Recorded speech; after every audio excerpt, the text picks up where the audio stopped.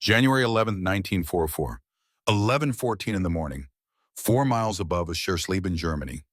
Captain Daniel Morrison circled his P-51B Mustang at 24,000 feet, watching 30 German fighters dive towards 60 unprotected B-17 bombers below. The temperature outside his cockpit was negative 42 degrees Fahrenheit. His breath frosted on the inside of his oxygen mask. His hands, even inside fleece-lined gloves, felt numb. The 33-year-old Morrison had flown 86 combat missions in China, with the Flying Tigers survived when most didn't, volunteered for Europe when he could have gone home. Today marked only his 37th day flying the controversial new fighter that military brass had called Suicidal for long-range escort deep into Germany. His radio crackled with static. His four-man flight had scattered minutes ago, chasing a separate German attack. He'd called them twice. Red 2, rally on me. Red 3, Red 4, come back to the bombers. No response, just dead air and the sound of his own breathing inside the mask. He was alone.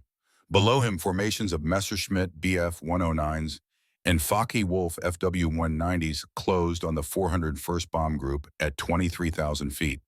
The German interceptors had launched from 3 airfields around Brunswick 18 minutes earlier. They'd been tracking the bomber stream since it crossed the border, waiting, calculating, preparing to strike where American escort fighters always turned back. But the P-51 could reach anywhere in Germany. The Luftwaffe didn't know that yet. Today they would learn. Morrison's hand moved to the firing triggers beneath his thumbs. 650 caliber machine guns. 2,472 rounds total loaded in ammunition boxes in his wings. 412 rounds per gun, against 30 German fighters flown by pilots who'd survived years over France and Britain and Russia. Veterans wearing Knight's crosses and oak leaves. Men who knew how to kill. The lead German fighters opened fire at 800 yards. 2 far rounds falling short, but the intent was clear. A B-17 named Little Chum took hits in both wings anyway. Another bomber, Hell's Angels, lost an engine. Black smoke poured from its number 3 nacelle. The formation tightened but couldn't evade. 60 bombers flying straight and level at 190 miles per hour. Sitting ducks. Without fighter escort, 60 bombers carrying 600 airmen would face the full weight of Luftwaffe interceptors for the next 37 minutes until they reached friendly airspace at the German border. 37 minutes. Morrison did the mathematics automatically. 600 men, 10 men per bomber, someone's son on every aircraft, someone's husband, someone's father. 600 families who might receive telegrams tomorrow saying their loved one wasn't coming home. Morrison pushed the stick forward and dove. Freeze frame. The moment before one pilot changes everything. The moment before courage becomes legend. The moment before impossible becomes possible. Let's go back to where this impossible courage was forged. October 2nd, 1942, Kunming, China. 16 months before that frozen moment over Germany. 2,000 miles and a lifetime away. Captain Daniel Morrison stood beside a burning P-40 Warhawk, watching medics cover his wingman's body with a canvas tarp. The aircraft had taken anti-aircraft fire during a strafing run on Japanese positions near Hengyang. Fuel tank punctured. Fire immediate and catastrophic. The pilot had tried to bail out at 300 feet altitude. Parachute never opened. Impact killed him instantly, but Morrison kept seeing him fall. Kept seeing the white parachute that deployed too late. Kept seeing the moment his best friend died because Morrison had called that strafing run. Lieutenant Marcus Webb, 24 years old. From Sacramento, California. Morrison's wingman for 8 months. Best friend for 6. The man who'd saved Morrison's life twice over China. Once over Rangoon when a Zero got on Morrison's tail and Webb shot it off. Once in a bar fight in Kunming when local gangs tried to rob American pilots and Webb broke 3 men's noses defending Morrison. Gone. Because Morrison had said the anti-aircraft positions looked light. Because Morrison had been confident. Because Morrison had been wrong. The American volunteer group, the Flying Tigers, had operated in China from 1941 to 1942, defending supply routes from Japanese air attacks. Officially disbanded July 1942, most pilots absorbed into Army Air Force China Air Task Force. Morrison stayed, kept flying, kept fighting, couldn't go home yet. Not with Webb's ghost following him, not with that debt unpaid. The night before Webb died, they'd sat in their shared quarters drinking bootleg Chinese whiskey that tasted like kerosene mixed with regret. Webb talked about his fiancée Sarah back in Sacramento, showed Morrison the ring he'd bought in Kunming's market, gold band with a small jade stone, Chinese craftsmanship, beautiful work. He was going to propose when he got home. Already had the letter written, just needed to survive long enough to mail it. Morrison had said the words easily, meaninglessly. I'll make sure you get home to her. Webb had laughed, the sound echoing in the small room. And who's going to make sure you get home, Duke? You got nobody waiting, no girl, no family. What are you fighting for? Morrison hadn't had an answer that night.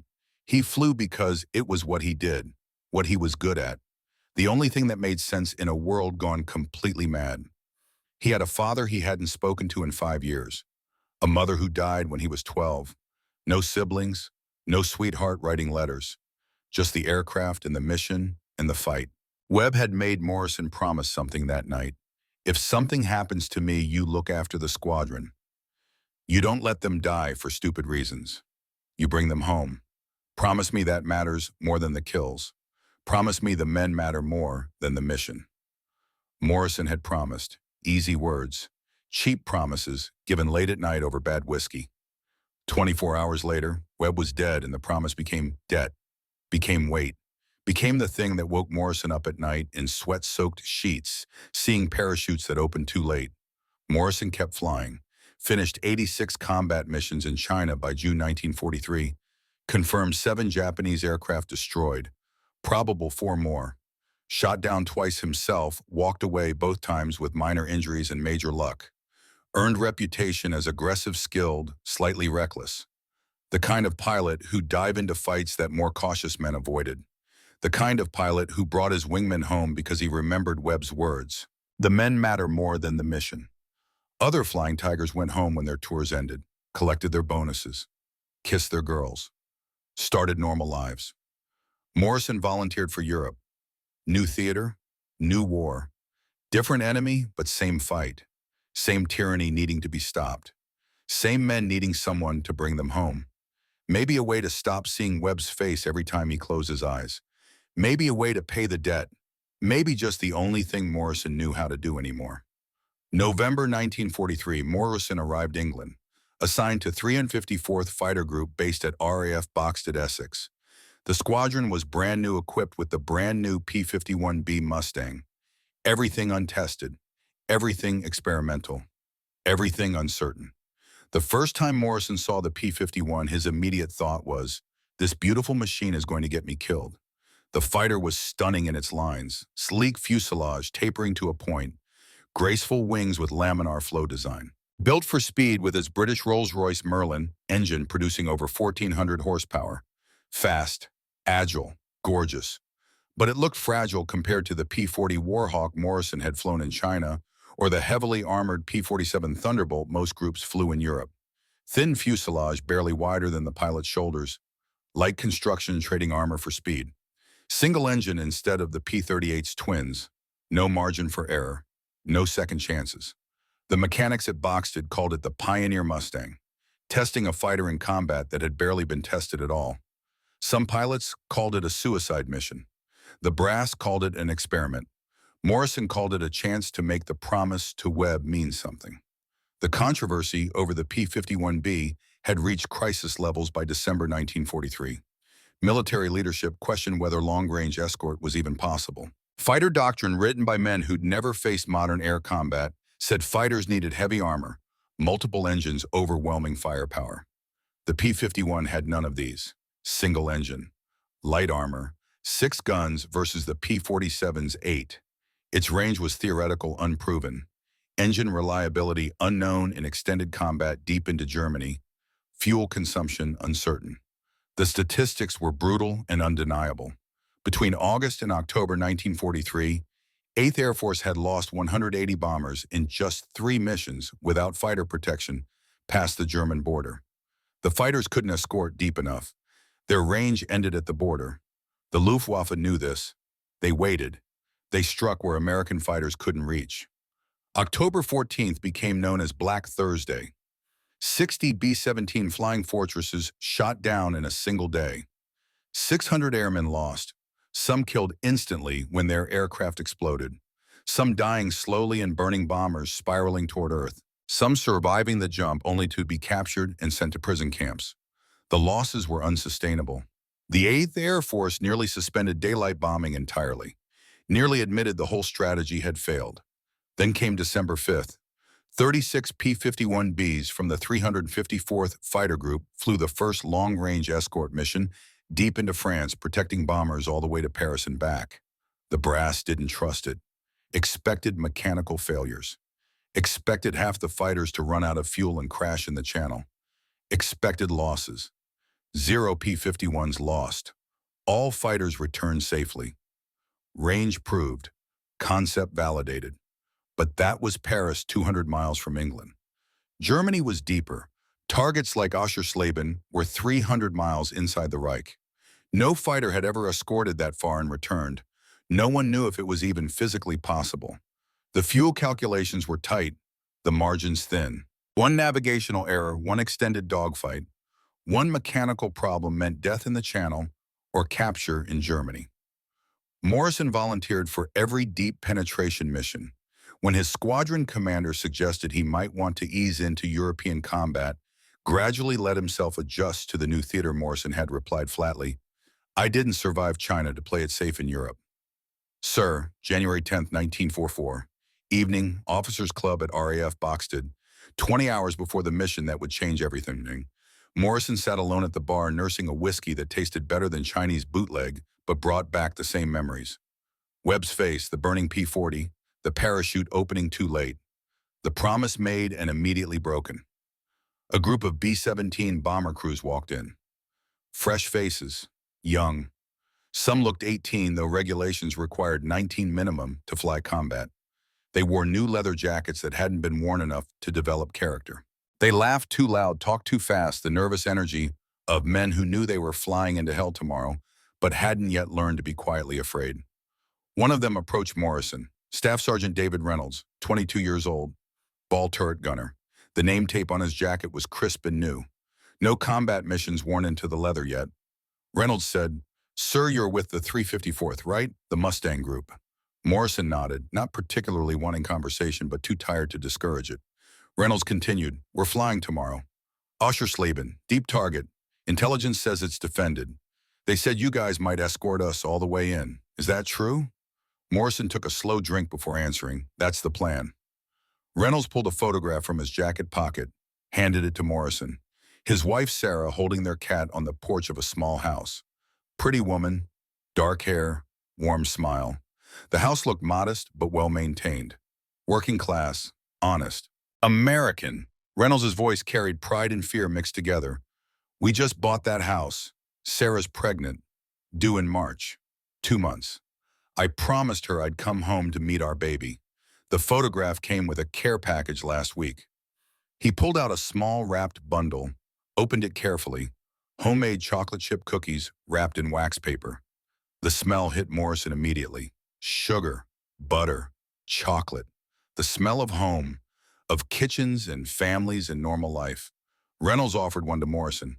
"Sarah makes these every Christmas. Sent them special for my crew." Want one? Morrison took a cookie, bit into it. The taste transported him instantly. Not to his own childhood, which had been cold and distant, but to something he'd only imagined.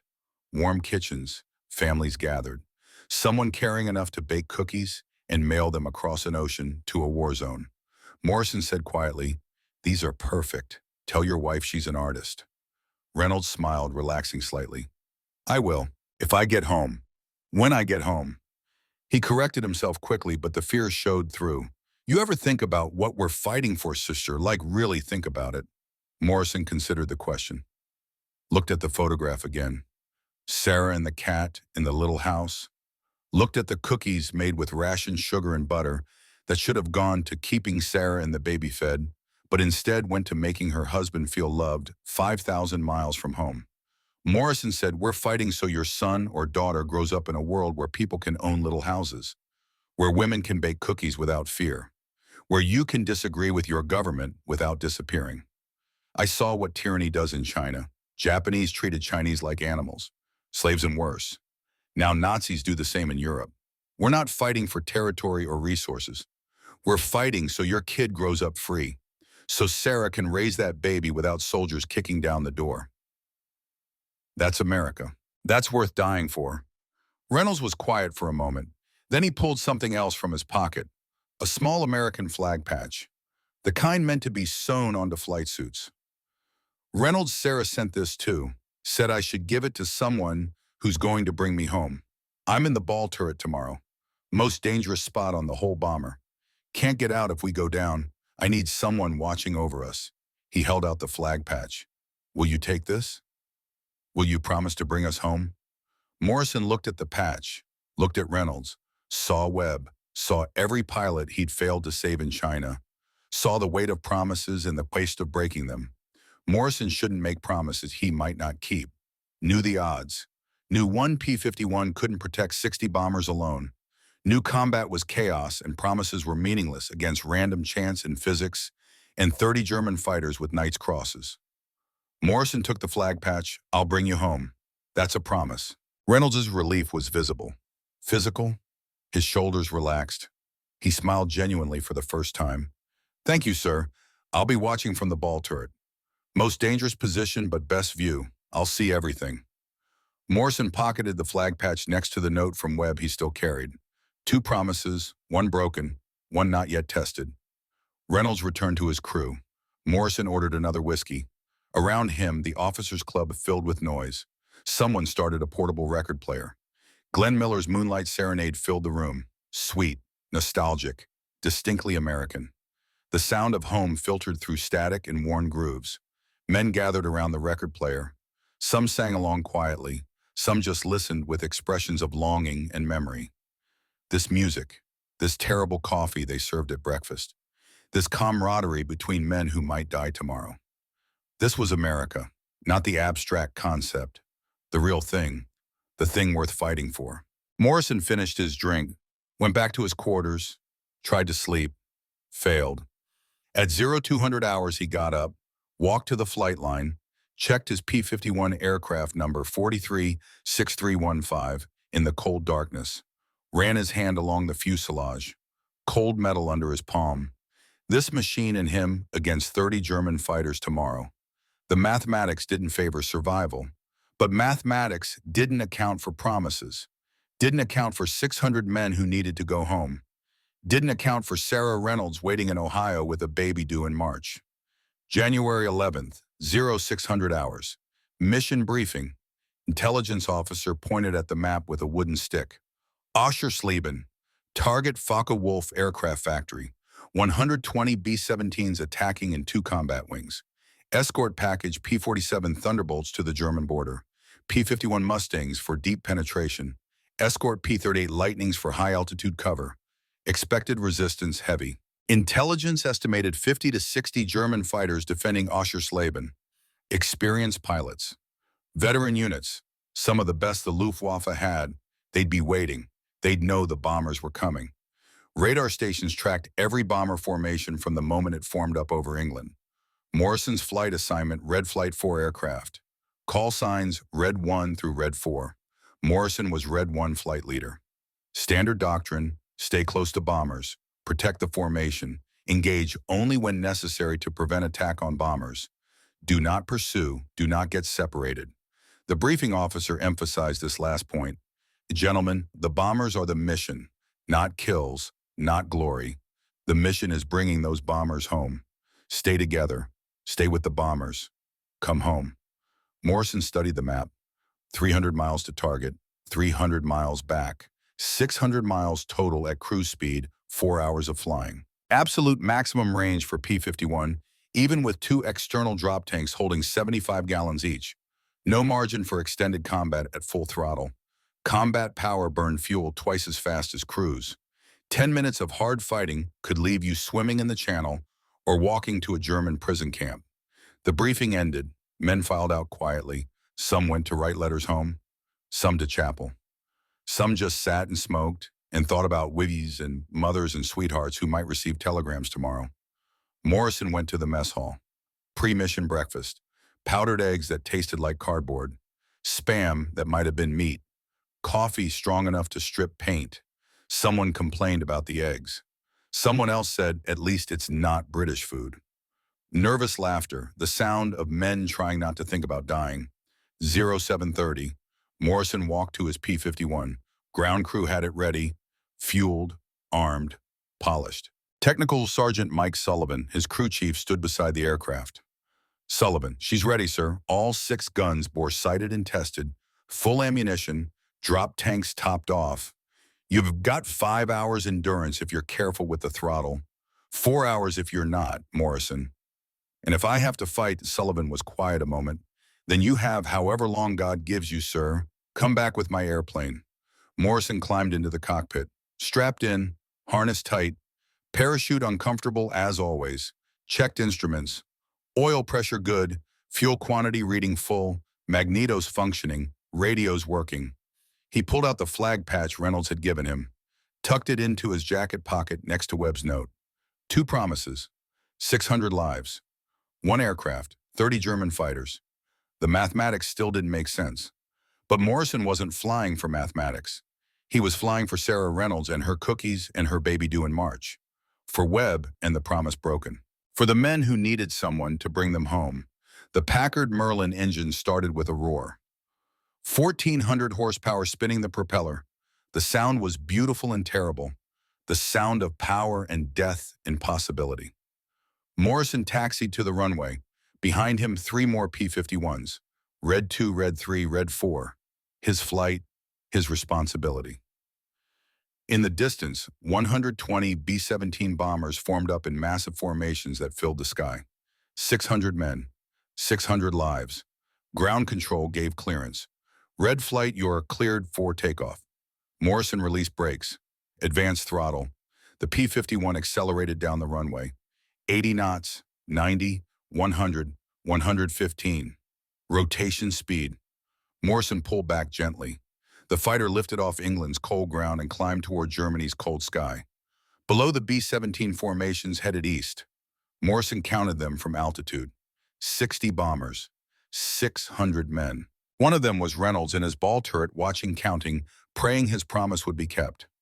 P-47 Thunderbolts escorted to the German border. Big, rugged, powerful, but limited range. At the demarcation line, they waggled wings in farewell and turned back toward England. Their fuel exhausted, their job complete. Now it was the P-51's turn. The pioneer Mustangs, the untested fighters flying untested missions into Germany's heart. Morrison's flight stayed high, 28,000 feet, cold, thin air, oxygen mask necessary, temperature negative 40 degrees, clear sky, deadly sky, beautiful and terrible. His wingman's voice on radio led Red 2. I've got radar contacts 11 o'clock, 20 miles. Multiple contacts. More than expected. Morrison, Roger. All flights check your guns. Stay together. Morrison flipped the gun switch to armed position. Charged all 650 caliber machine guns. Heard them cycle. Ready. He had 412 rounds per gun. 2,472 rounds total. About 40 seconds of sustained fire. After that, he'd be defenseless. Just speed and altitude and prayers. The radar contacts grew closer. German fighters climbing from below. Morrison counted silhouettes against clouds. More than intelligence predicted.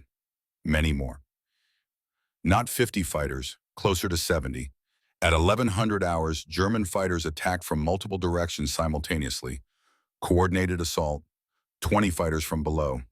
15 from the side. 10 from above. Perfect execution. Perfect tactics. They'd done this before. They knew how to break up escort formations. Morrison called Red Flight rally on me. Stay together, we don't break, we stay with the bombers. But Red 2 was already chasing fighters south. Red 3 and Red 4 engaged westward. Standard doctrine said stay together. Combat reality scattered them across 20 miles of hostile sky in seconds. Morrison looked down. 60 B-17 bombers flying straight and level. Predictable, vulnerable. 30 German fighters diving on them from above. Fresh attack, different group. The fighters of Morrison's flight was supposed to stop. Morrison was alone, his flight scattered. The bombers undefended. 30 German fighters seconds from opening fire. 600 men about to die. He made the decision in heartbeat. pushed stick forward, dove toward the Germans. Alone. One P-54, 30 enemies. 600 lives depending on choices made in fractions of seconds. Behind him, scattered across German sky, Red 2 and Red 3 and Red 4 fought their own battles. Morrison couldn't help them, couldn't wait for them. The bombers needed him now, this second, this moment. Reynolds was in that ball turret watching, counting on the promise. Sarah was in Ohio baking cookies and waiting for telegram. Webb's ghost was watching from wherever dead pilots go. Morrison's hand tightened on the stick. 30 enemies. One fighter. Impossible odds. He thought about Webb's words. The men matter more than the mission. He thought about Reynolds' Bring Me Home. He thought about Sarah's cookies and Glenn Miller music and little houses and babies due in March and promises and flags in America and everything worth dying for. Morrison dove at 420 miles per hour toward 30 German fighters and 60 American bombers in the moment where impossible would become possible or death would become certain. One P-51 Mustang, silver fuselage glinting in winter sun, diving alone into fury and fire, and the fight that would become legend. The frozen moment was over. What happened next would determine whether 600 men went home or 600 telegrams got sent, whether promises meant something or were just words spoken over whiskey and forgotten in fire. Morrison's finger touched the trigger. 2,472 rounds ready, 6 guns hot, engine roaring, sky cold, heart steady. He was alone, but he wasn't afraid. Fear was for men who had something to lose. Morrison had already lost everything that mattered in China watching Webb's parachute fail. Now he just had debts to pay and promises to keep. The German fighters saw him coming. One lone American diving at 30 veterans. They probably thought he was insane. They were right, but insanity and courage looked the same from certain angles. Desperation and heroism felt identical in the moment. Morrison closed to gun range. 800 yards, 700, 600. The Germans opened fire, tracers walking toward his nose. He kept coming, didn't break, didn't evade. Just aimed and prepared to fire and promised himself and Webb and Reynolds and Sarah and every man in those 60 bombers that he wouldn't quit until every round was gone or he was dead. Whichever came first. Morrison came in from above at 420 miles per hour. His .650 caliber machine guns converged at 300 yards. Every round he fired would meet at that precise point in space like arrows aimed at a bullseye painted on the sky. The nearest FW-190 never saw him. Morrison had the sun at his back, the altitude advantage, and the element of complete surprise. The German pilot was focused on the bombers below, lining up his attack run, thinking about deflection angles and lead time, and how to put rounds into those big, slow targets. Morrison opened fire at 400 yards. 6 guns, 72 rounds per second. The sound inside the cockpit was like continuous thunder rattling his teeth. Tracers walked toward the German fighter in a stream of fire. Every 5th round a tracer burning phosphorus white against the blue sky. The rest invisible death traveling at 2,800 feet per second. Strikes sparkled across the FW-190's tail section, metal tearing, control surfaces shredding. The vertical stabilizer disintegrated in a shower of aluminum fragments. The German fighter tumbled away, smoking, spinning out of control. The pilot never got his hands on the stick before momentum and physics ripped his aircraft apart. 1 down, 29 remaining, 40 seconds of flying time. Morrison pulled up hard. 7 Gs crushed him into his seat. The blood drained from his head toward his feet. His vision narrowed to a tunnel. Gray edges crept inward. He eased back pressure on the stick slightly. The gray receded. Peripheral vision returned. He'd climbed back to 24,000 feet in 8 seconds, using the P-51's power-to-weight ratio that nothing flying could match. He scanned the sky, found his second target, BF-109 climbing to meet him. Head-on pass. Both pilots saw each other simultaneously. Both opened fire at the same instant. Closing speed 700 miles per hour. At that velocity, you had maybe 2 seconds of firing opportunity before collision, or someone broke. Morrison's rounds walked up the 109's nose. The engine cowling exploded. Pieces of sheet metal and engine parts flew backward, hitting the windscreen. White coolant streamed from the punctured radiator. The German pilot broke left, trailing vapor, his engine dying, altitude bleeding away, heading for a forced landing if he was lucky, or a crash if he wasn't. Morrison pulled vertical, rolled, dove onto another FW-190 that hadn't seen him yet. The German was fixated on a B-17 lining up his shot, thinking he had all the time in the world. 3-second burst, 90 rounds expended. The 190's right wing folded at the root where it met the fuselage. Structural failure. Physics. The fighter spun away like a maple seed falling from a tree. 3 confirmed kills, less than a minute, 27 still attacking. Morrison's ammunition counter showed 2,290 rounds remaining. Inside the bomber formation, Staff Sergeant David Reynolds crouched in his ball turret beneath the B-17 Lucky Strike. The plexiglass sphere gave him 360-degree visibility. He was the eyes of the bomber, the man who saw everything, who called out attacks, who counted enemy fighters and warned his pilot when death approached. He watched the lone P-51 Mustang carve through German fighters like a scythe through wheat. 3 kills in less than 60 seconds.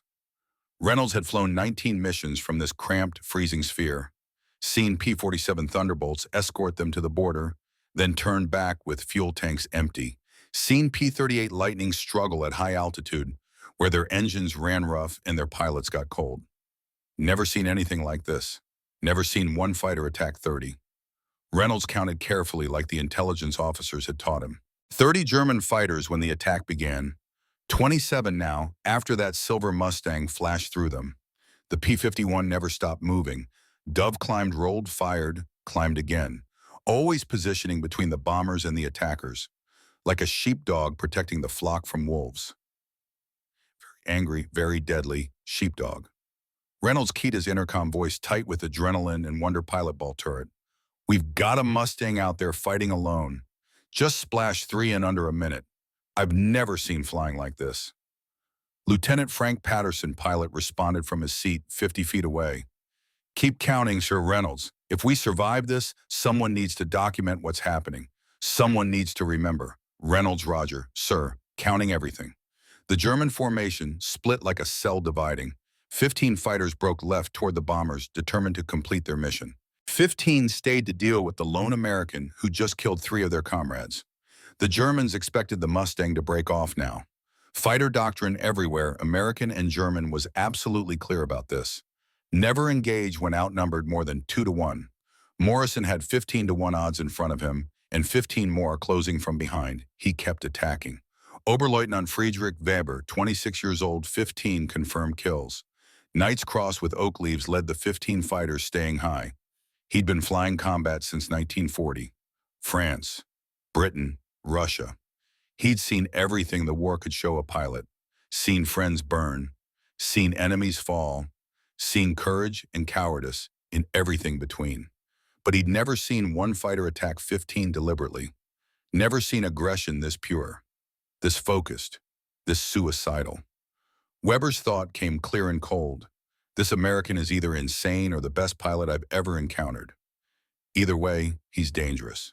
Weber keyed his radio in German. All aircraft converge on the lone Mustang. Standard bracket, he flies alone. We fly together, kill him quickly. Morrison understood something the Germans hadn't realized yet. The P-51 could hit 440 miles per hour in level flight at altitude. The FW-190 topped out at 408. The Bf-109 managed 420. 30 miles per hour advantage didn't sound like much. In combat, it was the difference between life and death. Morrison could dive attack, extend away faster than they could follow, climb back up using excess energy from the dive repeat. The Germans couldn't catch him in the acceleration phase, couldn't follow him through the energy conversion, couldn't match his climb rate. Speed was survival, speed was life. Morrison had both. At 11:17, 3 Bf-109s came at him head-on. Morrison had learned this tactic fighting Japanese Zeros over China. Head-on attacks tested nerve. First pilot to break lost the advantage. First pilot to flinch died. Morrison didn't flinch. He opened fire at 600 yards. Long range, low probability, but necessary to force a decision. His tracers walked toward the lead 109. The Germans saw the streams of fire converging on his nose, saw death approaching at combined closure rate of 1,400 feet per second. He broke first. Dove left. Reigning and survival instinct overriding courage. Morrison climbed over the other two, rolled inverted, came down on their tails like a hawk stooping on pigeons. 2-second burst on the trailing 109. 60 rounds, engine fire. Orange flames streaming. The pilot bailed out immediately. White parachute blossoming at 23,000 feet. Another German pilot out of the war heading for prison camp or rescue depending on where he landed. 4 confirmed kills. 1,830 rounds remaining. 26 German fighters still operational. The Luftwaffe pilots were learning, adjusting. These weren't novices. Several wore Knight's Crosses earned over years of combat. They'd survived the Battle of Britain when so many died. Survived the Russian front where the sky was meat grinder and statistics. They studied Morrison's patterns with the cold, analytical minds of men who'd lived this long by learning fast. Weber watched from above. The American attacked from altitude advantage, targeted formation leaders to create chaos, extended away using superior speed when pressured. Classic boom and zoom tactics. Predictable if you knew what to watch for. Countered by patience and numbers. Weber keyed his radio. He dives from the sun, set the trap. 4 aircraft high as bait. 4 aircraft low and hidden.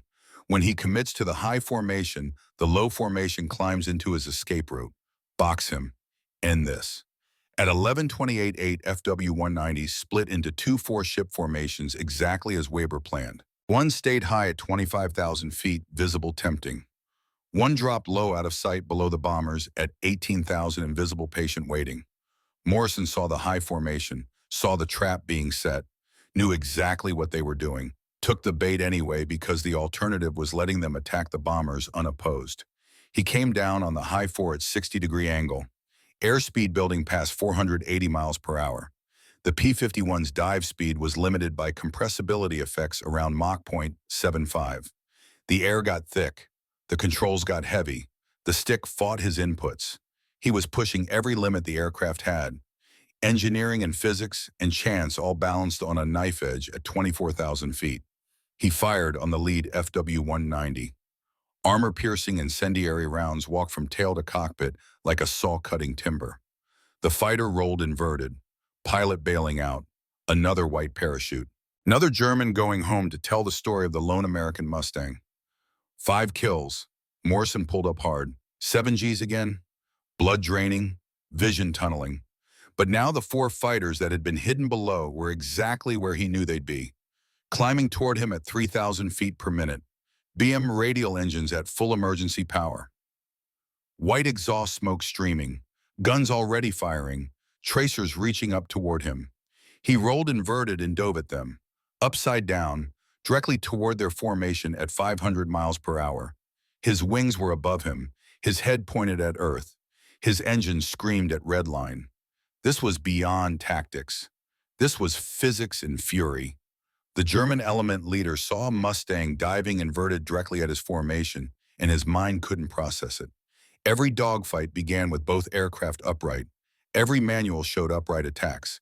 Every training sortie taught conventional approaches. This wasn't conventional. This was madness made into maneuver. Weber's voice on the radio shocked. He's inverted. He's diving at them inverted. What is he doing? The German formation broke, scattered. Survival instinct overriding discipline. 4 fighters fleeing in 4 directions from the insane American who flew upside down into their teeth. Morrison rolled upright, lined up on the trailing 190 that had broken slowest. 3-second burst. The tail section disintegrated. Control surfaces gone. The fighter entered flat spin, unrecoverable. The pilot tried to bail, but the spin forces pinned him in the cockpit, going down with his aircraft. 30 seconds from impact. Dead already, just waiting for ground to confirm it. 6 confirmed kills. 1,740 rounds remaining. 24 German fighters still operational. Reynolds watched from his ball turret, counting, documenting, hardly believing his own eyes. 6 kills. 10 minutes. 1 pilot. He keyed his intercom, "Sir, that Mustang's at 6 kills confirmed. I'm counting everything. This is unprecedented. Patterson, keep counting." Reynolds. This is history. Reynolds thought about Sarah, about the baby due in March, about the promise the Mustang pilot had made. That pilot was keeping his promise. dying to keep it. Reynolds whispered into his oxygen mask where no one could hear, "Keep going. Please keep going. Just 20 more minutes. Get us to the border and you can rest." At 11:33, Morrison's ammunition counter hit 1,600 rounds. He'd burned through 872 rounds in 12 minutes of continuous combat. The Germans were forcing him into longer engagements, making him expend more rounds per kill. The mathematics were clear. At this rate, he'd run out of ammunition before running out of targets. Worse, his right outboard gun stopped firing. The bolt seized. At -42 degrees Fahrenheit at altitude, combined with rapid temperature changes during high-speed maneuvers, the gun had cycled too fast, overheated to 300 degrees during sustained firing, then hit -42 degree air in seconds. Metal contracted. Tolerances tightened. The bolt froze mid-cycle. Physics and engineering conspiring against him. 5 working guns, 24 German fighters, 1,600 rounds. The mathematics got worse with every minute. Standard procedure was break off when guns malfunctioned. Return to base, land, repair, try again tomorrow. Morrison looked down at 60 bombers, looked at the German fighters reforming for another attack, looked at his fuel gauge showing 58 gallons remaining. Enough to get home if he left now, not enough if he stayed much longer. He stayed. Weber tried the bracket trap again, this time with better discipline, tighter coordination. 12 fighters high, 12 low. When Morrison attacked the high formation, the low formation wouldn't climb early and give away the trap. They'd wait until he was committed, unable to reverse, then spring up behind him and end this. Morrison attacked the high formation exactly as Weber predicted. Came in fast, guns blazing, splashed one FW-190 in a quick burst, 7 kills, pulled up expecting the bracket, nothing. The sky was empty above him. They'd learned, changed the timing. Then he saw them, the low formation, not climbing into his escape route ahead of him, climbing behind him, into his tail. He'd walked into the trap differently than expected. The Germans had evolved their tactics as fast as he'd evolved his. 12 fighters on his tail, all firing. The sky filled with tracers, streams of phosphorus fire converging on his aircraft from multiple angles. One round punched through his left horizontal stabilizer, leaving a hole the size of a fist. Another clipped his right aileron, tearing metal. The P-51 shuddered. Control got mushy. The stick felt loose. Damage to the flight controls. Not fatal, but getting worse. Morrison shoved stick forward. Dove for cloud deck at 15,000 feet. The Germans followed. Inside the clouds, Morrison pulled throttle back. Slowed from 400 to 200 knots.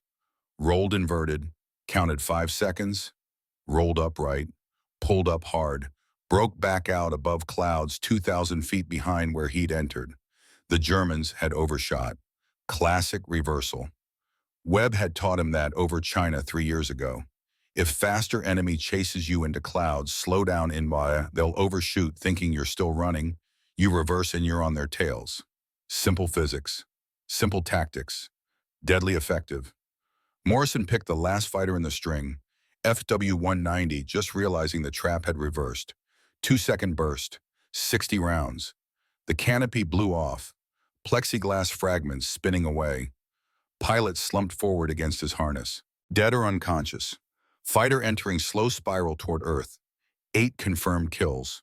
1,480 rounds remaining. His left wing gun stopped firing. 2 guns down, 4 working. The cold was killing his weapons faster than Germans were killing his chances. At this rate, he'd have 0 functional guns within 15 minutes. Then he'd be defenseless. Then all the speed and altitude in the world wouldn't matter. Morrison climbed back to 24,000 feet. His fuel gauge warning light flickered amber. 58 gallons. He'd been at combat power for 18 minutes. Fuel consumption at combat power was 2.1 gallons per minute. Simple mathematics. He had maybe 27 minutes of combat power remaining. After that, he'd be forced to reduce power or run out of fuel and glide down to become prisoner or corpse. The bombers were still 19 minutes from safety. The German border was 19 minutes away at their current speed of 190 miles per hour. Morrison had to hold for 19 minutes with decreasing ammunition, decreasing guns, decreasing fuel, and increasing damage to his aircraft. Reynolds kept counting from his ball turret. 8 confirmed kills, multiple others damaged, 18 minutes continuous combat. The Mustang pilot hadn't stopped, hadn't run, hadn't quit despite odds that should have killed him 10 times already. Patterson's voice on intercom: "Reynolds, that pilot promised to bring us home. He's dying to keep that promise. Count everything. This story needs to be told." Reynolds: "Already counting, sir. 8 confirmed. He's still fighting, still attacking. I don't know how he's still alive." The German fighters regrouped. 22 aircraft. Weber was furious. 8 of his pilots dead or captured. 8 aircraft destroyed. 1 American still fighting. Unacceptable. Impossible. Yet happening. Weber keyed radio: "All aircraft line abreast formation. All 22. We attack together. Overwhelm him with numbers. No more tactics, just mass and firepower. Kill him now." At 11:37, the remaining Germans formed line abreast. 22 fighters stretched across 2 miles of sky. When they opened fire, it would create a wall of lead half a mile wide, traveling at 2,800 feet per second. No evasion possible. No escape route. Either fly through it or die trying. Morrison turned toward them. 4 working guns, 1,480 rounds, 58 gallons fuel, 22 German fighters in formation that looked like photographs from training manuals. Perfect, deadly, beautiful and terrible. The range closed like countdown to detonation. 1,000 yards, 900, 800. Morrison's hands were numb inside his gloves. His oxygen mask felt loose. Each breath came harder. Hypoxia creeping in at altitude, vision narrowing, fingers tingling. He shook his head, focused. 19 more minutes. Just 19 more minutes, and the bombers reached safety. Just 19 more minutes, and Reynolds went home to Sarah and the baby. Just 19 more minutes, and the promise was kept. The Germans opened fire at 700 yards. Too early, rounds falling short. Desperation or inexperience making them trigger happy. Morrison waited. 600 yards. 500. Every instinct screaming to fire: now shoot. Now do something, now. He waited. At 400 yards, he fired all 4 guns simultaneously. 3-second burst, 90 rounds expended. His tracers converged on the center aircraft. BF 109. Wing root erupted in orange flame. Fuel tank detonating. Fireball at 23,000 feet, bright enough to hurt eyes. The formation split around the explosion like water around rock. 9 confirmed kills. 1,390 rounds remaining. Morrison dove through the gap where the burning 109 had been. Pulled up on the other side. The Germans reformed behind him. 21 fighters now. Angry. Vengeful. This lone American had killed 9 of their comrades. Made fools of an entire Jagdgeschwader. Made them look incompetent. They would end this. They would kill him. They would drink to his memory tonight while telling stories about the crazy American who fought alone. They closed again. Tighter formation. No gaps. Morrison's fuel gauge showed 49 gallons. Warning light solid red now. His oxygen warning light flickered on. Low pressure. The system was failing. Mask felt looser. Each breath brought less oxygen. Altitude sickness coming. Hypoxia's slow suffocation. The bombers were 16 minutes from safety. Morrison had to hold for 16 more minutes with dying systems and killing odds. At 11:41, Morrison's ammunition counter hit 100 rounds per gun, 400 rounds total across 4 working guns. At his current rate of fire, 3-second burst, 90 rounds per attack, he had maybe 4 more attacks. Maybe 5 if he used 1-second bursts and got lucky. The Germans still had 21 fighters operational. The mathematics was final and absolute. He couldn't kill them all, couldn't even wound them all. Best case, he delayed them, harassed them, kept them focused on him instead of the bombers. Webb's voice came clear in Morrison's mind. Memory or hallucination from hypoxia didn't matter. The voice was real enough. You made me a promise, Duke. The men matter more than the mission. You're doing it. Don't stop now, Morrison. I'm out of ammunition almost. Can't fight without bullets much longer. Webb, you're not fighting with bullets anymore. You're fighting with will. That's enough. That's always been enough. Morrison shook his head. Focused. The Germans were coming again. 21 fighters. Morrison climbed to meet them head-on. The Germans dove at the bomber formation in coordinated attack. Final push. Overwhelming force. Destroy the bombers. Accept losses. Complete mission. This was what they'd come for. This was what mattered. Morrison hit them head-on at the top of his climb, picked the leftmost WWII, fired 1-second burst. 30 rounds. Tracers converged. The 190's engine cowling shattered. Pieces flew back into cockpit. Fighter rolled away, trailing black smoke and possibly dead pilot. 10 confirmed kills. 370 rounds remaining. Morrison pulled vertical, used his speed to climb above the formation. They were committed to attack run-on bombers. Couldn't follow him up. Physics and momentum and loaded weapons pointing down kept them diving. He hammer-headed at the top of his zoom climb, dove back down onto their tails, lined up trailing BF-109. 1-second burst. The tail sheared off at the fuselage. Structural failure. Physics again. The fighter tumbled. 11 confirmed kills. 340 rounds remaining. His right inboard gun seized. 3 guns remaining. 255 rounds total. The cold had claimed another weapon. Temperature and physics and engineering limits all conspiring. At 11:44, Morrison fired his last rounds. All 255. 4-second burst. Everything remaining. Saw strikes on a F-290's cowling. Fighter broke away smoking. Might be 12 kills, might not. Hard to tell through smoke and distance. Then click, click, click. Empty chambers. 0 rounds remaining. Winchester. Out of ammunition. Defenseless except for speed and altitude and fury. Morrison kept attacking. No guns. No ammunition. Just speed and fury and a promise made to a ball turret gunner named Reynolds, who had a wife named Sarah and a baby due in March, and a little house in Ohio with cookies baked from rationed sugar. Morrison dove at the nearest BF-109. The German pilot saw him coming, saw the Mustang's guns weren't firing. No muzzle flashes, no tracer streams, no sound of 50s hammering. The German held his course, expected Morrison to break off. Standard doctrine.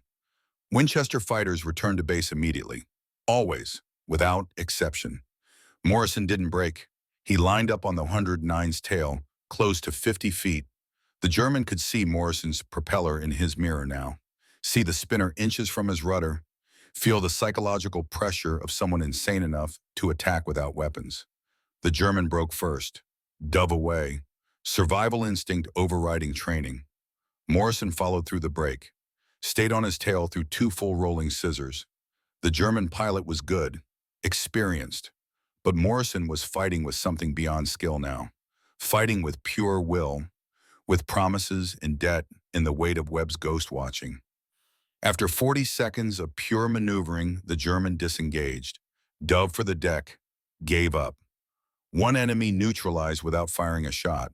Oberleutnant Friedrich Weber watched from above, disbelieving. The American had no ammunition, had to be Winchester after that sustained combat. Yet he kept attacking, kept forcing German pilots to break, kept them focused on him instead of the bombers. Weber's thought came clear and cold. This is not tactics. This is will made into weapon. This American fights like no one I have encountered. He has earned something today. Respect, honor, the right to survive if God grants it. At 11:46, Weber made a decision. He keyed his radio in German. All fighters split attack. 8 stay high to engage the Mustang. 13 dive for the bombers. If the American wants to fight, let him. But we complete our mission. We sink those bombers. Morrison saw the split. Had to choose.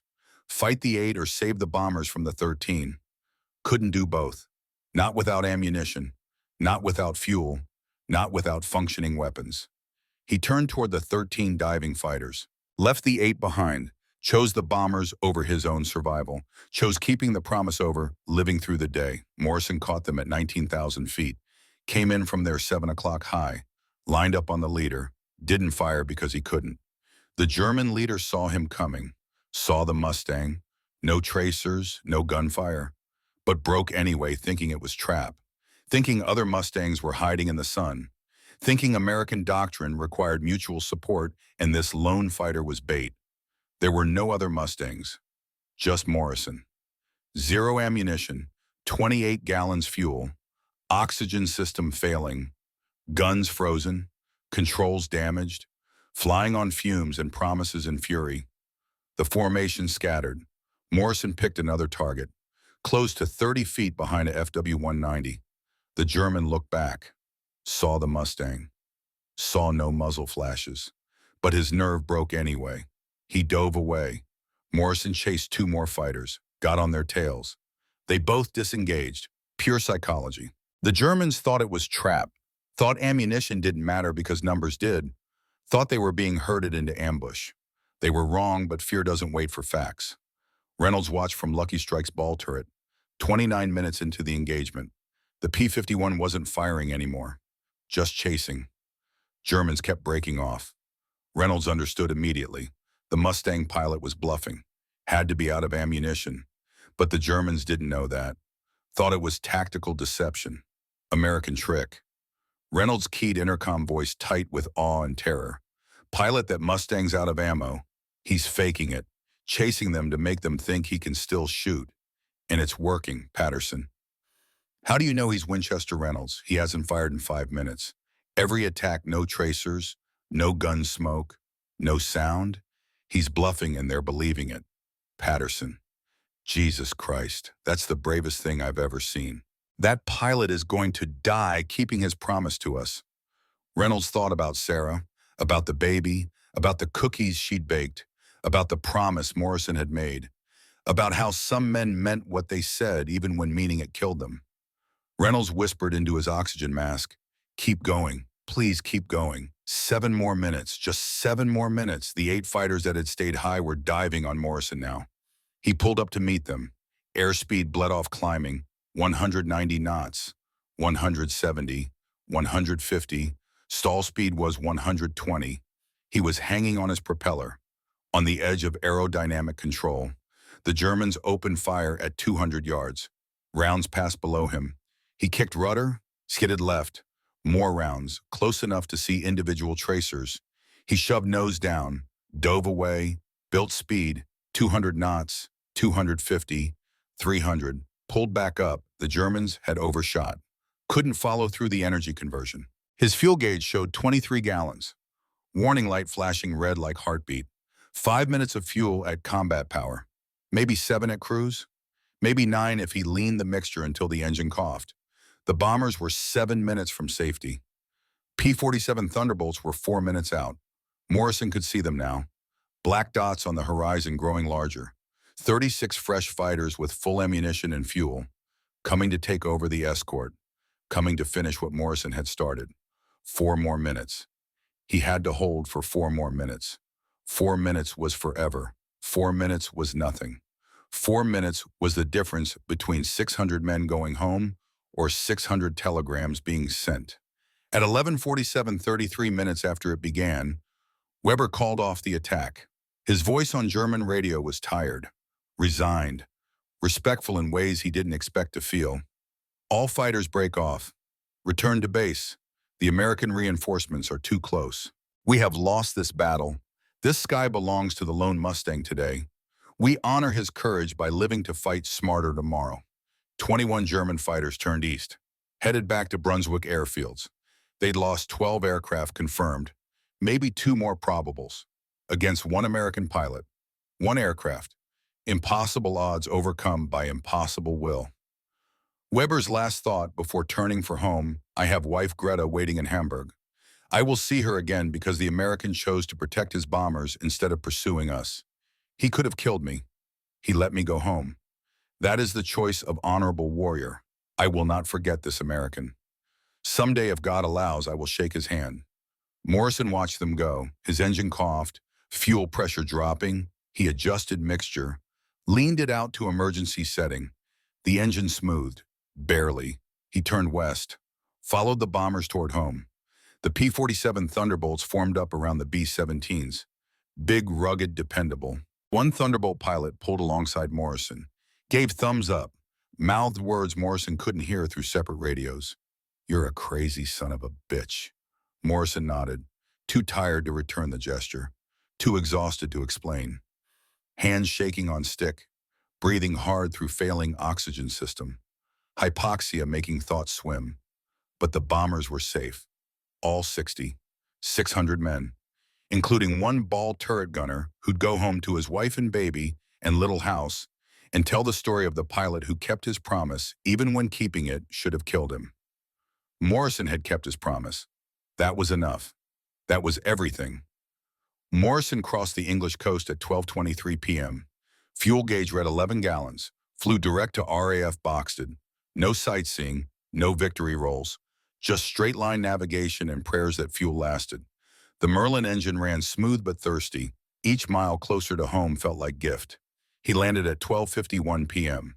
His P-51B rolled to stop on hard stand where it had started 5 hours earlier. Ground crew ran to the aircraft. They'd heard radio chatter.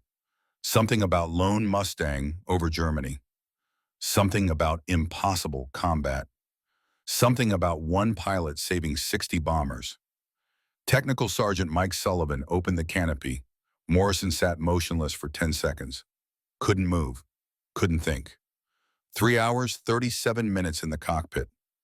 90 minutes continuous combat at altitude and cold that froze guns and thoughts. His hands were locked on the stick. Had to consciously tell fingers to release. To let go. He climbed out slowly, legs nearly buckled. Sullivan caught his arm. Steady, sir. You're home. You made it. Morrison stood on English ground feeling gravity and exhaustion and the weight of 33 minutes that felt like 33 years.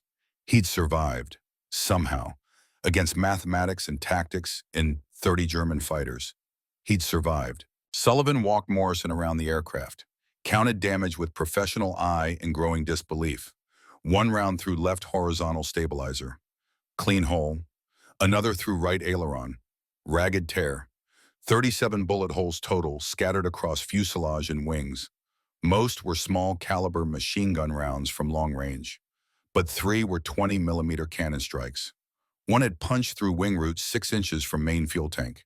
6 inches. The difference between walking away and exploding at 24,000 feet. Sullivan looked at Morrison with expression mixing respect and horror. Sir, how many did you get? Morrison thought about it, remembered each engagement in fragments, each kill in flashes. Maybe 3 or 4. Hard to tell in the fight. Everything happened too fast. Sullivan gun cameras will tell the truth. We'll develop the film tonight. But Sir Radio Chatter says you fought alone for over 30 minutes. Says you saved the whole formation. Says you kept fighting after ammunition ran out. Is that true? Morrison was too tired to answer. Just nodded. Started walking toward debriefing.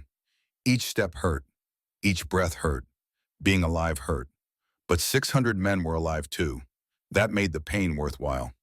The 401st Bomb Group landed at Dinathorpe Base at 13:37 hours. Every aircraft returned. 60 B-17s, 0 losses. Unprecedented for deep penetration mission into Germany. Usually they lost 3 to 5 bombers minimum, sometimes 10, sometimes 20 on bad days when Germans were waiting and escorts turned back early. Today, 0 losses. 600 men climbing out of aircraft. 600 men who'd fly again tomorrow or next week. 600 men who'd eventually go home when the war ended. Lieutenant Frank Patterson climbed out of Lucky Strike.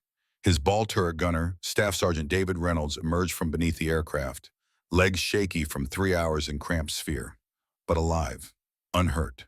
Home. Reynolds found intelligence officer immediately, had to tell someone, had to document what he'd witnessed. Told about the lone Mustang, 30-plus minutes of combat. One fighter defending 60 bombers. Counted at least 12 kills confirmed. Maybe more.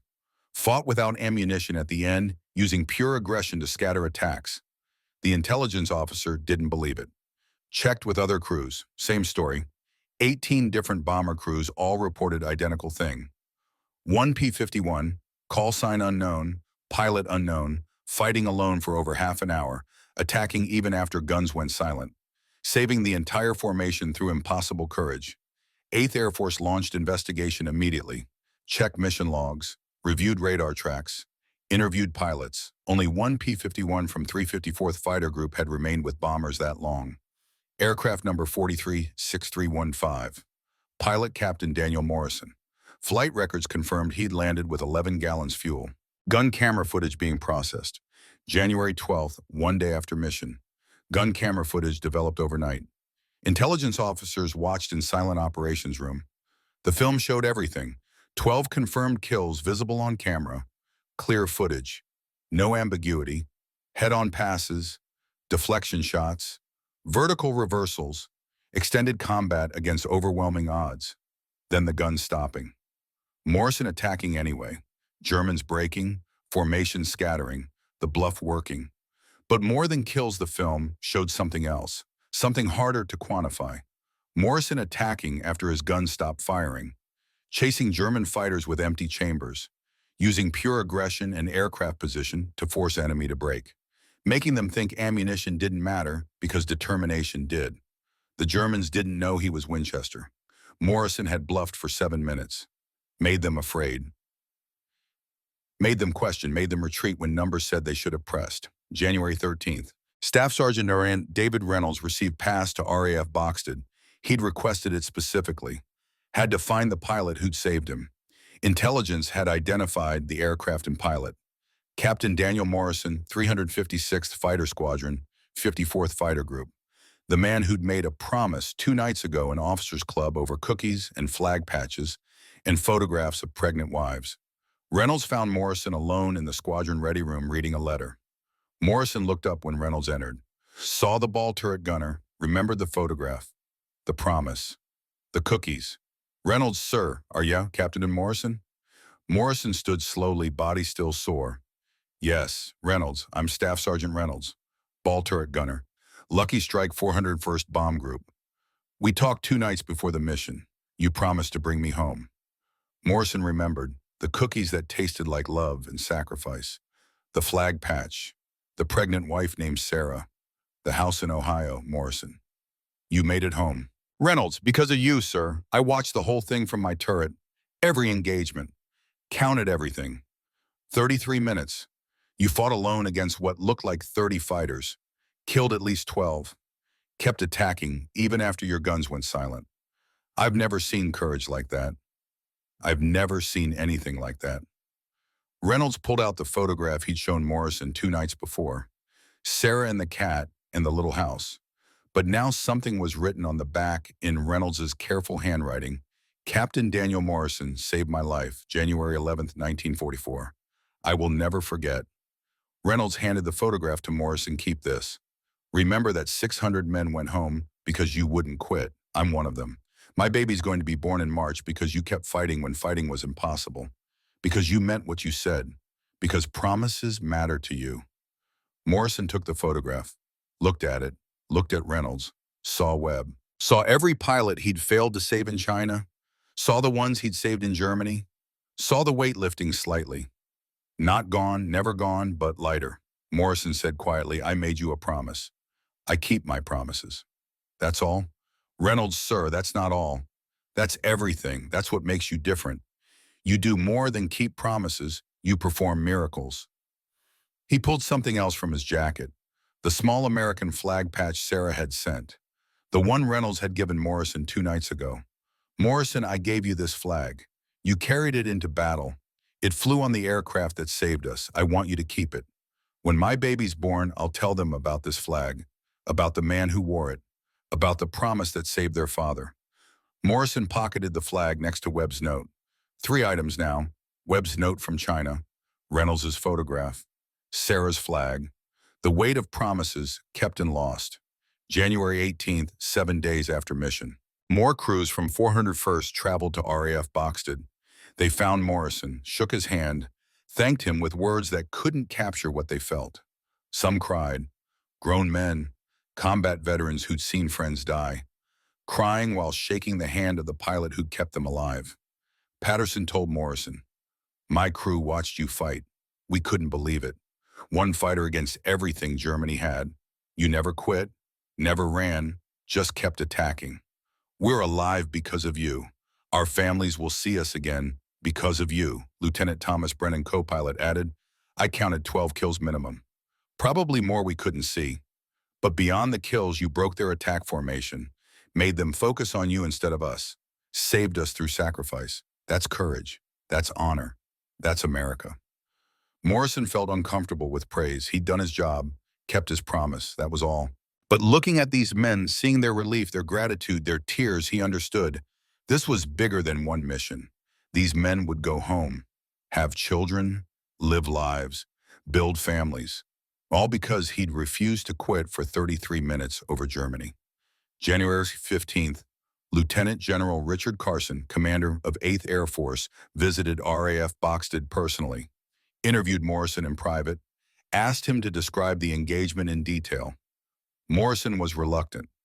Just doing his job, sir. Following orders to protect the bombers. Standard escort doctrine. Carson pressed, Captain, you fought alone for 33 minutes. 12 confirmed kills, ran out of ammunition and kept attacking. That's not standard doctrine. That's extraordinary courage under impossible circumstances. That's exactly what the Medal of Honor was created to recognize. Morrison gave brief account. 33 minutes. Maybe 12 kills. Ammunition ran out. Kept attacking because Germans didn't know he was Winchester. Kept them focused on him instead of bombers. Bluffed until reinforcements arrived. That's all. Carson took detailed notes. Submitted Medal of Honor recommendation that evening. The recommendation moved fast, unusually fast. Medal of Honor approvals typically took months. Witness statements, verification, review boards, multiple levels of approval. Morrison's took 6 weeks. The speed wasn't just about Morrison's actions. 8th Air Force needed proof that long-range escort worked.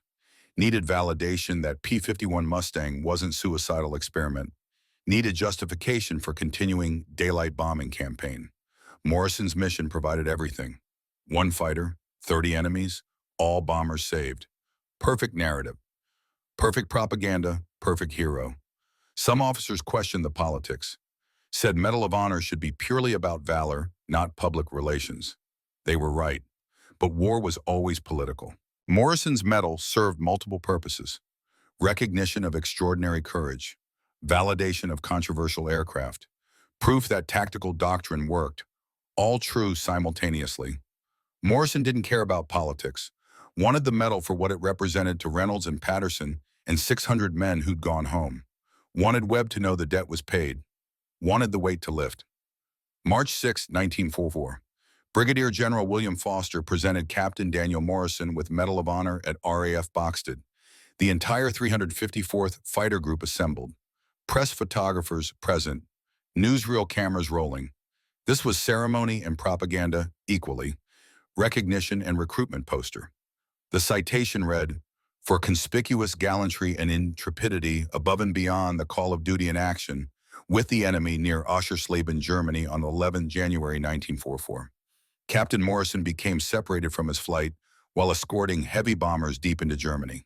Without regard for his own safety, he single-handedly engaged a formation of 30 enemy fighters for 33 minutes, destroying 12 and dispersing the remainder, thereby protecting the bomber formation from catastrophic losses. His extraordinary heroism and selfless devotion to duty reflect the highest credit upon himself and the United States Army Air Forces. Morrison became the only fighter pilot in European theater to receive Medal of Honor during World War II. Not because he shot down 12 aircraft, because he defended 60 bombers alone, because he kept fighting when ammunition ran out, because 600 airmen went home to their families. The mission changed fighter doctrine permanently. Before January 11th, fighters stayed close to bombers, defensive escort. After Morrison's mission, fighters were authorized to pursue attackers aggressively. Hunt the enemy, take the fight to them. The 354th Fighter Group proved P-51 could fight and win at any odds. Within 3 months, 14 of 15 8th Air Force fighter groups converted to Mustangs. March 15, 1944, Reynolds returned to RAF Boxted with news. His wife Sarah had given birth March 11th. Healthy baby boy, 8 pounds 4 ounces. Named Daniel Marcus Reynolds. Daniel after Morrison. Marcus after his own father. But Daniel first, always Daniel first. Reynolds found Morrison. "Sir, my son was born 4 days ago. I named him Daniel, after you. So he'll always know the man who made sure his father came home. So he'll grow up hearing the story. So courage has a name and a face and a real person behind it." Morrison didn't know what to say. He'd saved lives before. shot down enemies, protected friendly forces, but never had someone name their child after him. Never had that kind of impact, that kind of permanence. Reynolds continued, "He'll grow up knowing Captain Daniel Morrison fought 30 German fighters alone, ran out of bullets and kept fighting, brought 600 men home. My son will know what real courage looks like, will know that promises matter, that some men mean what they say, even when meaning it might kill them." Morrison thought about Webb, about the promise made in China, about the debt paid in Germany, about legacy and memory, and what survives when we die. Morrison, make sure your son knows courage isn't absence of fear. It's being afraid and doing it anyway. Make sure he knows promises matter more than life sometimes. Make sure he knows you don't leave your people. You fight for those who can't fight for themselves. That's what America means. Reynolds, I'll make sure he knows, sir, I promise. Morrison flew 26 more combat missions after Oschersleben, shot down 6 more German aircraft. Total kills 18 confirmed, but he was never alone again. Fighter Command changed escort procedures. No more solo operations. No more individual heroics. Flights stayed together. Mutual support always. Morrison agreed with the policy. What he'd done January 11th was necessary, not repeatable. You couldn't build doctrine around one pilot surviving impossible odds through luck and will. You built doctrine around what worked reliably. The Pioneer Mustangs continued operations until May 8, 1945. VE Day. Final tally, 701 aerial victories. More than any other American fighter group in European theater. 42 pilots became aces, but they paid the price. 128 P-51s lost in combat. 60 pilots killed or missing. 54 captured. Behind every victory, a statistic was blood and sacrifice. Morrison knew every name, every pilot killed, every aircraft lost. Squadron commander by 1945, their deaths were his responsibility, added to Webb's ghost, added to the weight he carried until he died. Morrison returned to United States November 1944. Combat tour complete, Medal of Honor, Distinguished Flying Cross, Air Medal with clusters, Silver Star. He'd earned the right to rest. The Navy offered him position as test pilot. He accepted. Flew jets, tested carrier operations, helped develop fighter tactics for Korea. Stayed in uniform because civilian life was foreign language he'd never learned. He never married, never had children of his own. Some said he was married to flying. Others said Webb's ghost left no room for living woman. Truth was, Morrison just didn't know how to be anything except pilot and warrior. Flying was all he knew, all he was good at anymore. Reynolds completed 25 missions by April 1944. Survived them all, went home to Ohio, to Sarah, to baby Daniel, to the little house where cookies were baked from love and rationed sugar. He told the story every year on January 11th, anniversary, the day Captain Morrison saved 600 men. The day courage meant attacking without bullets. The day one man changed everything. Young Daniel grew up hearing the story, became Air Force pilot himself, flew F-4 Phantoms in Vietnam, made colonel, retired 1991. When people asked about his name, he told his father's story. Captain Daniel Morrison, January 11, 1944, 1 P-51, 30 enemies. Promise kept. 3 generations connected by one mission, one promise, one impossible act of courage. October 12, 1962. Oshkosh Air Show, Wisconsin, 18 years after the war. Morrison attended as guest of honor, walked past restored P-51 on display, silver fuselage, red tail. Not his aircraft, but same model, same spirit. A man approached. Late 40s, German accent. Oberleutnant Friedrich Weber, former Luftwaffe pilot, now Lufthansa captain. He'd seen Morrison's name in air show program, recognized it immediately. The American who'd fought alone over Oschersleben, the pilot he'd failed to kill, the warrior he'd respected across enemy lines. Weber in German accented English. Captain Morrison, I was there. January 11th, 1944. I led the attack you broke. I have waited 18 years to shake your hand. Morrison studied him, saw former enemy, saw fellow pilot, saw man who'd also survived when many didn't. Morrison, you're the one who called the retreat Weber. You gave me no choice. 12 of my comrades dead. You fought with honor, with skill beyond anything I encountered. That day I learned American pilots were not the easy targets our propaganda promised. That day I learned respect for enemy, respect for you. They shook hands. Old enemies, new respect. The handshake was firm, honest. Two warriors who tried to kill each other, now acknowledging shared experience. Weber pulled photograph from wallet. His children, 3 kids. Happy faces. I'm alive to have these because you focus on protecting your bombers instead of pursuing retreating fighters. You could have killed me. You let me go home to wife Greta, to children I didn't have yet. You chose mercy when vengeance was available. That is choice of honorable warrior. Morrison, you made the right call.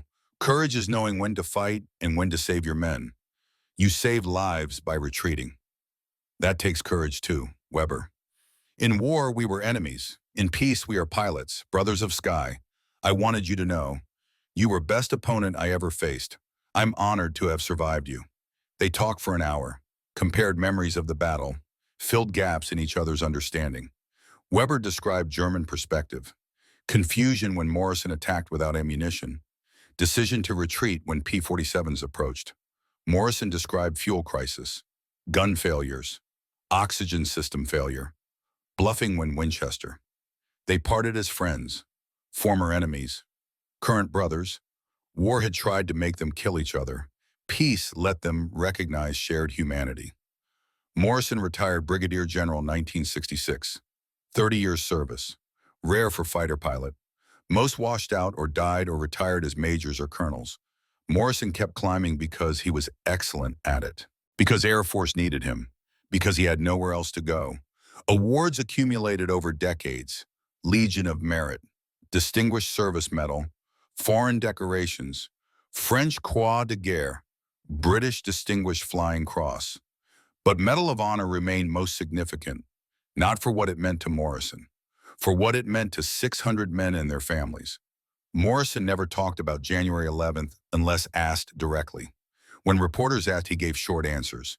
Did my job, followed orders, protected the bombers, nothing special. Others said it was false modesty.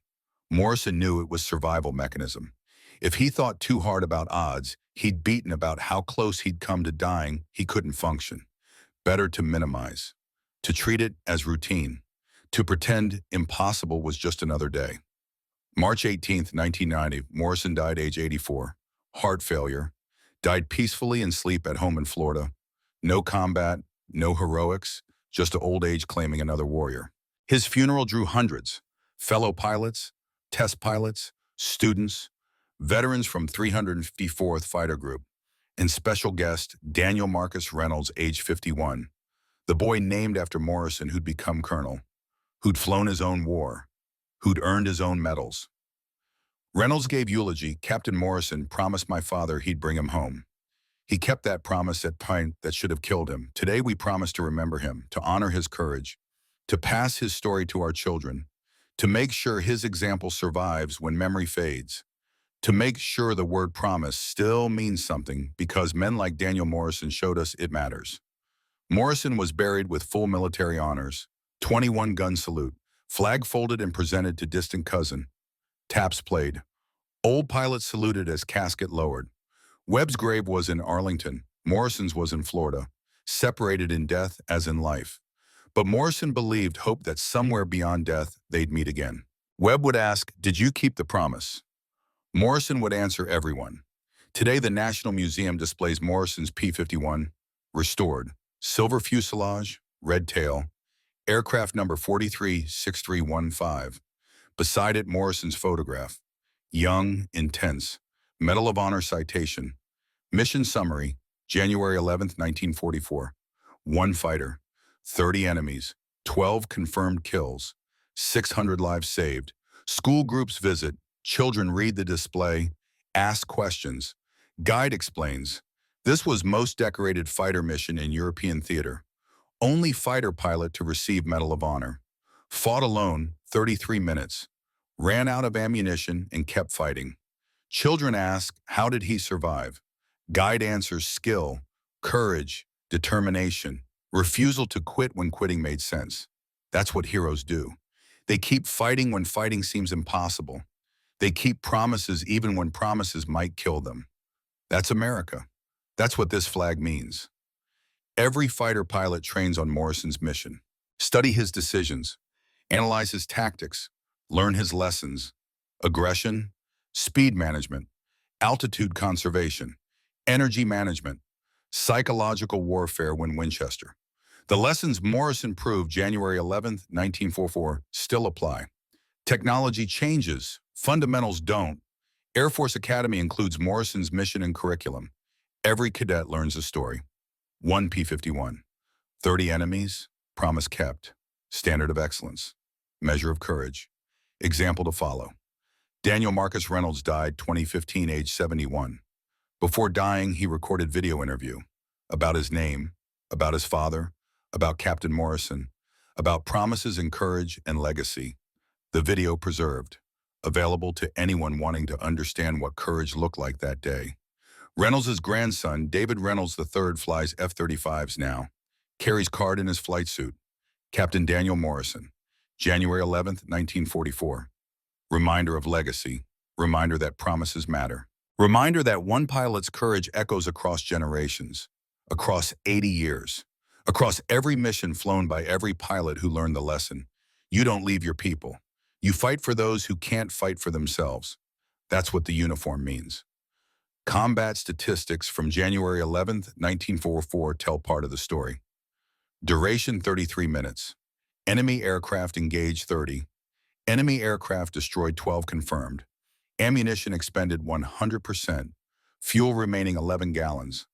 Bombers lost 0. Lives saved 600. But numbers don't show courage. Don't show the fear Morrison felt. The exhaustion, the oxygen deprivation, the frozen guns, the impossible odds. The moment he decided dying was acceptable if it meant keeping his promise to Reynolds. Numbers don't show Webb's ghost, don't show Sarah's cookies, don't show baby Daniel, don't show flag patches and photographs in little houses in Ohio. Don't show Glenn Miller music and terrible coffee and men trying not to think about dying. Don't show what America means when it's not abstract but real, when it's people and promises and sacrifice. The museum closes each night. Lights dim. Morrison's P-51 sits in darkness. Silent, still. 37 bullet holes repaired but visible if you look closely. Propeller motionless. Engine cold. But somehow in the quiet, if you listen carefully, you can almost hear it. The Merlin engine roaring. 6 guns firing. One pilot fighting impossible odds because he promised. Because promises mattered. Because 600 men needed to go home. And somewhere in whatever place old warriors go, Morrison and Webb drink bad whiskey and laugh about the day Duke fought 30 Germans alone and won. The day a promise made in China was kept in Germany. The day one pilot changed everything. The day courage meant attacking without bullets. The day impossible became possible through will alone. January 11th, 1944. Oschersleben, Germany. Captain Daniel Morrison. 1 P-51 Mustang. 30 German fighters. 12 confirmed kills. 600 lives saved. 0 bombers lost. Promise kept. Forever remembered. Forever honored. Forever proof that one person can change everything when they refuse to quit. When they mean what they say. When promises matter more than survival. That's the story. That's the legacy. That's America at its finest. One pilot, one promise. One impossible day that became legend.